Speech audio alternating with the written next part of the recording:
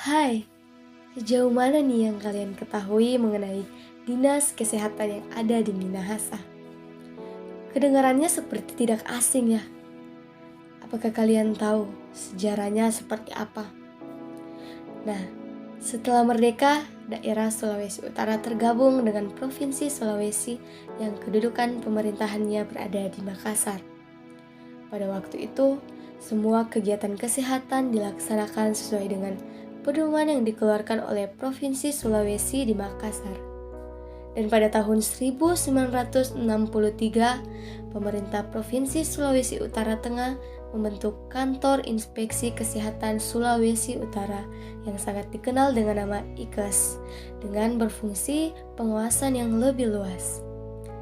Dengan terbentuknya Provinsi Sulawesi Utara, maka Kantor Inspeksi Kesehatan merupakan satu-satunya institusi kesehatan yang ada di Provinsi Sulawesi Utara, di samping Rumah Sakit Umum Gunung Wenang sebagai unit pelayanan yang sudah lama berdiri di Kota Manado.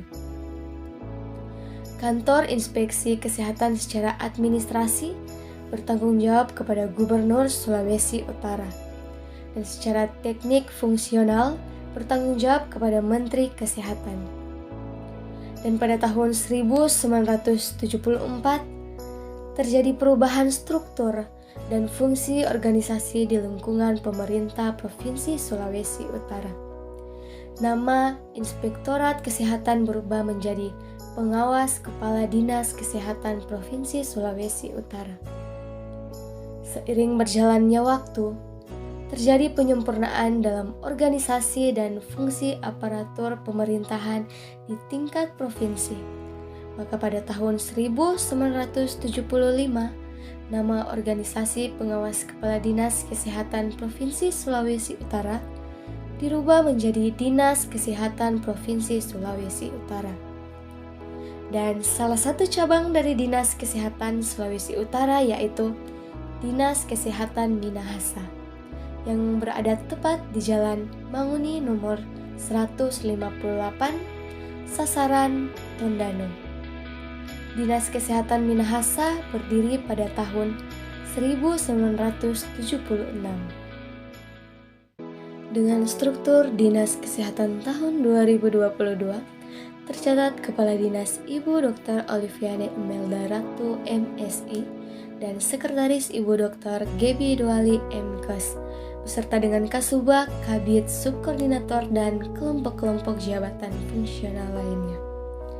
Luas wilayah Minahasa adalah berupa daratan seluas 1.141,64 km persegi, yang terdiri dari 227 desa, 43 kelurahan, dan 25 kecamatan dengan jumlah puskesmas sebanyak 22. Puskesmas yang terdiri dari 7 puskesmas rawat inap dan 15 puskesmas non-rawat inap. Dengan jumlah penduduk 169.855 jiwa, jumlah puskesmas yang ada di Kabupaten Minahasa sampai tahun 2022 adalah sebanyak 22. Jumlah rumah sakit yang ada di Kabupaten Minahasa sebanyak 5 rumah sakit yang terdiri atas 3 rumah sakit swasta, yaitu Rumah Sakit Budi Setia Langoan, Rumah Sakit Siloam Sonder, dan Rumah Sakit Awaloi Tateli. Rumah sakit pemerintah ada 2, yaitu Rumah Sakit Umum Daerah Samratulangi Tondano dan Rumah Sakit Umum Daerah Nooman. Berikut adalah tabel dari data jumlah tenaga medis yang ada di Kabupaten Minahasa pada tahun 2022. Dari tabel ini, kita dapat melihat jumlah tenaga medis yang ada di Kabupaten Minahasa, baik itu dokter, perawat, maupun bidan yang tersebar di puskesmas-puskesmas dan rumah sakit yang ada. Selanjutnya, di sini juga ada data dari 10 penyakit yang paling menonjol di Kabupaten Minahasa dan penyakit dengan jumlah penderita terbanyak, yaitu penyakit darah tinggi dengan jumlah penderita mencapai 59,391 penderita. Kami juga mendapatkan data dari 2 bidang, yaitu bidang pencegahan dan pengendalian penyakit dan bidang pelayanan kesehatan. Data yang pertama yaitu data BIAN. Apa sih BIAN itu? BIAN adalah Bulan Imunisasi Anak Nasional. Kementerian Kesehatan merencanakan BIAN tahun 2022 merupakan upaya yang dilakukan untuk menggenjot cakupan imunisasi rutin anak yang sempat menurun selama pandemi COVID-19. Dengan terselenggaranya BIAN, diharapkan kebebalan masyarakat terbentuk sehingga pada akhirnya bisa mencapai eliminasi campak rubella, mempertahankan status Indonesia bebas polio, dan mempertahankan eliminasi tetanus pada ibu hamil dan bayi baru lahir, serta mengendalikan penyakit difteri dan pertusis. Dari tabel berikut, kita dapat melihat hasil rekapitulasi pelayanan Bulan Imunisasi Anak Nasional di Kabupaten Minahasa. Dari tabel ini, kita dapat melihat total cakupan campak rubella, sasaran imunisasi campak rubella, dan total cakupan keseluruhan dari data-data tiap puskesmas yang telah melaksanakan BIAN. Yang kedua, COVID-19. Coronavirus menjadi bagian dari keluarga besar virus yang menyebabkan penyakit yang terjadi pada hewan ataupun manusia. Manusia yang terjangkit virus tersebut akan menimbulkan tanda-tanda penyakit infeksi saluran pernafasan, mulai dari flu sampai yang lebih serius. Berikut kita dapat melihat tabel data kasus COVID-19 tahun 2021 dan 2022 di Kabupaten Minahasa. Dari tabel ini juga, kita dapat melihat jumlah masyarakat yang positif COVID-19 pada tahun 2021 dan selama bulan Januari sampai bulan Mei tahun 2022. Selanjutnya yang ketiga yaitu PISPK. PISPK atau Program Indonesia Sehat Pendekatan Keluarga. Ini adalah salah satu program puskesmas yang menggunakan pendekatan keluarga untuk meningkatkan jangkauan sasaran. Ada 12 indikator dari PISPK yang dapat kita lihat dan baca bersama dari tabel berikut. Selanjutnya yang keempat yaitu akreditasi. Dari tabel berikut ini, kita dapat melihat program akreditasi yang akan dilaksanakan oleh Dinas Kesehatan untuk kedepannya, yaitu melakukan reakreditasi di beberapa wilayah kerja puskesmas dan akreditasi perdana di beberapa wilayah kerja. Selanjutnya kita masuk dalam pembahasan penyakit. Yang pertama, malaria. Malaria merupakan penyakit yang disebabkan oleh parasit Plasmodium. Penyakit ini ditularkan melalui gigitan nyamuk Anopheles betina yang terinfeksi parasit tersebut. Di Indonesia, penyakit ini tergolong endemi karena terdapat beberapa daerah yang masih banyak menderita malaria, terutama di wilayah Maluku, Nusa Tenggara Timur, Sulawesi, Papua Barat, serta di sebagian wilayah di Kalimantan dan Sumatera.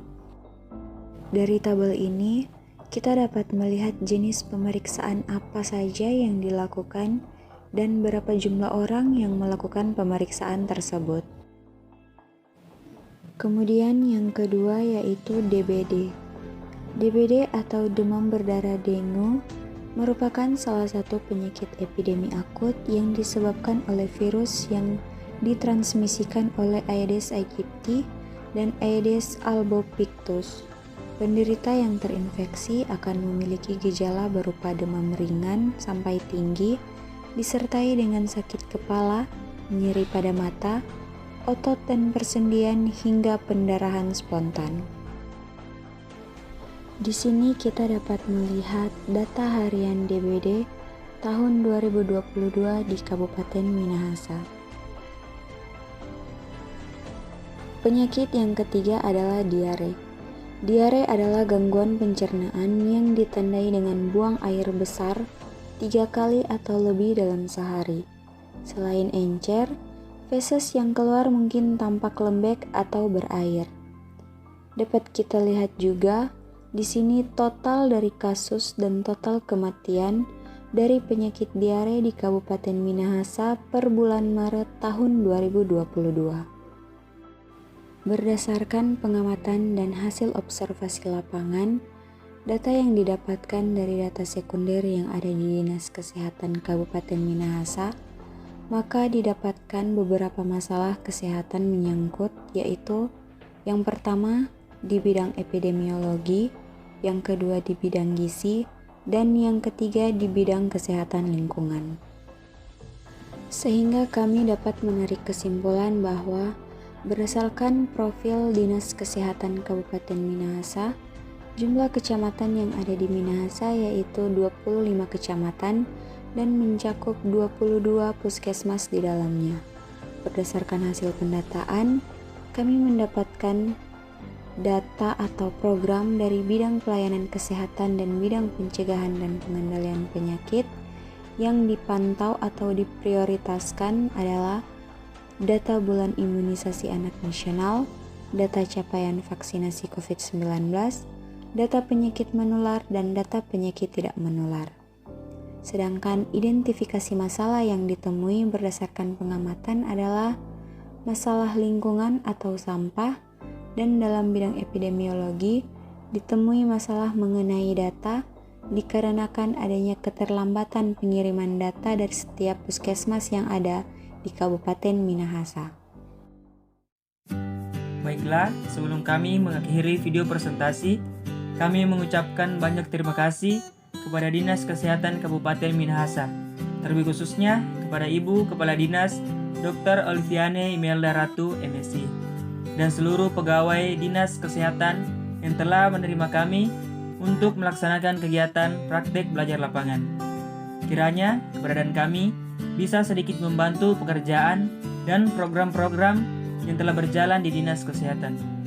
Terima kasih juga atas bimbingan dan pelajaran yang sudah Bapak Ibu berikan kepada kami. Sekianlah video presentasi dari kami. Jika ada salah-salah kata, kami mohon maaf. Sekian dan terima kasih. Salam sehat.